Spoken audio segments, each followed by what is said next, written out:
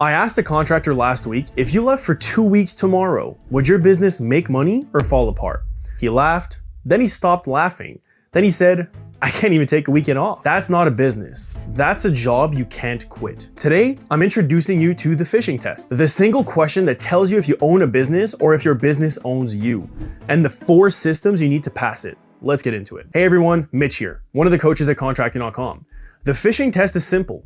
Can you take a week off, go fishing, turn your phone off, and come back to the business that ran smoothly and made money?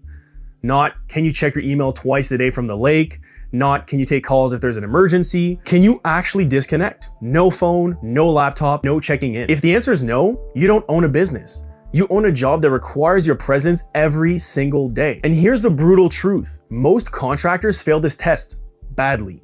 They can't take a day off without something breaking. By the end, you'll know exactly where you're failing and how to fix it.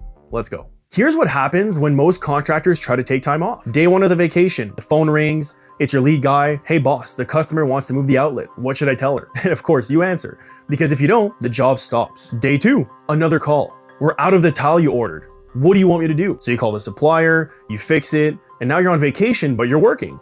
Day 3, customer calls directly. You guys showed up late. I thought you said 7 a.m. So you apologize, you call your crew, and you smooth it over. By day 4, your wife's annoyed. Your kids stopped asking you to play. You're stressed, and you just actually cut the trip short. I can't trust anyone to run things without me, you think. You built a business that runs on you, your knowledge, your relationships, your problem solving. And now you're trapped. To pass the phishing test, you need 4 systems. Not 3, not mostly 4 complete systems. Let me break them down. System 1, lead generation.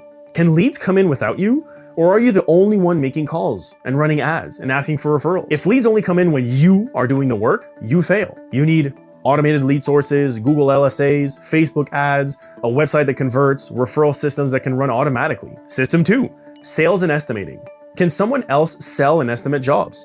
Or are you the only one who can write a bid and close a deal? If you're the only salesperson, you fail. You need a sales process, an estimating template, a lead carpenter or estimator who can scope work, price it accurately, and close deals. System 3, production. Can your crew complete jobs to your standard without you on the site? Or do they call you every hour with questions? If they can't work independently, you fail. System 4, finance and admin. Can invoices go out, payments get collected, bills get paid, and payroll run without you? If you're the only one who knows where the money is, you fail. So you need a bookkeeper or admin person, automated invoicing, payment systems, and someone who handles the back office. 4 systems, and all 4 must work without you. If even one fails, you're not passing the phishing test. Here's what I see when I work with contractors. They're at different stages, different levels of freedom. And let me show you where you probably are. Stage 1, you are the business. You do everything. Estimating, selling, production, billing, all of it. Revenue, 100,000 to 300,000, all generated by your own hands. You can't take a day off. If you're not working, nothing happens. Phishing test result, of course, is fail. You can't even take a weekend. Stage 2, you have helpers. You've hired 1 or 2 people, but they're helpers, not independent workers. They can hand you tools, they can help clean up, but they can't run a job without you. So your revenue is at 300,000 to 500,000. You're doing most of the skilled work and they're assisting. You can maybe take a day off if nothing goes wrong, but you're checking in consistently. So the phishing test result is a fail. You might get 2 days max before something breaks. Stage 3, you have a lead carpenter. You've promoted or hired someone who can run jobs without you on the site. They know your standards, they can problem solve.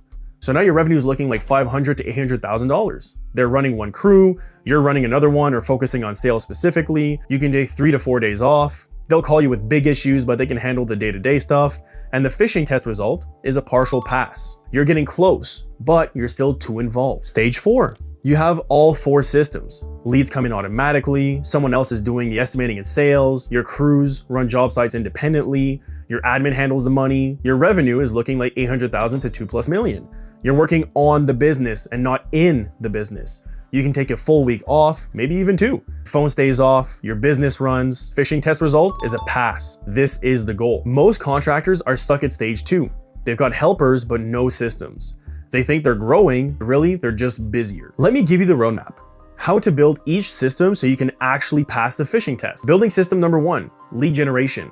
Stop relying on word of mouth only. Word of mouth is fantastic, but it's not predictable. Start with one automated source. Google local services ads, easiest and the fastest ROI. Facebook retargeting ads to past customers' neighborhoods. A simple website with clear calls to action and online booking. Goal is to have leads come in every week without you doing anything. Go 1 week without asking for referrals or making outbound calls.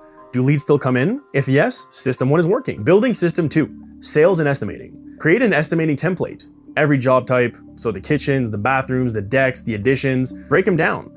Labor hours per phase, materials itemized, markup percentages, standard inclusions and exclusions. Then train someone to use it. Your lead carpenter, an estimator, someone who can meet customers, measure, plug in numbers, and send a proposal. So the goal is that someone else can generate accurate bids. Test that you don't touch an estimate for 2 weeks. Do jobs still get bid?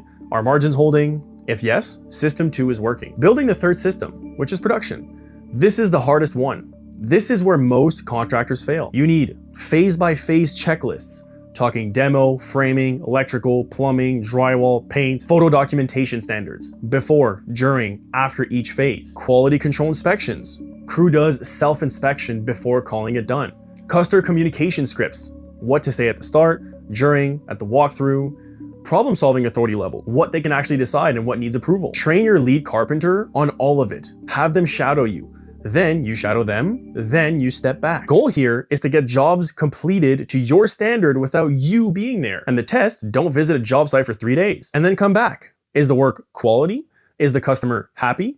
Is the timeline on track? If yes, system 3 is underway. Building system number 4, finance and admin.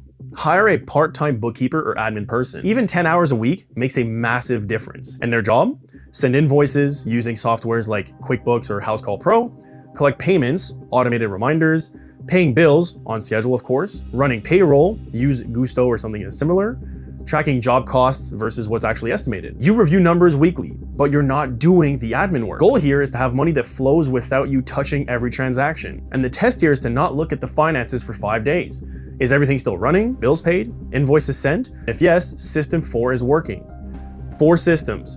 Build them in order, each one gives you more freedom. Here's how you know when you've actually passed. Book a fishing trip or a vacation or just a week where you visit family. Doesn't matter. Tell your team, I'm gone for 7 days. The phone will be off, emails will be off, you handle everything and I'll see you when I get back. Then actually do it. Turn the phone off, not silent, off. So you come back after 7 days. Did leads come in? Did jobs get sold? Did work get completed on time? Did money get managed? Are customers happy? Is the team intact? If the answer to all those questions is yes, you've passed.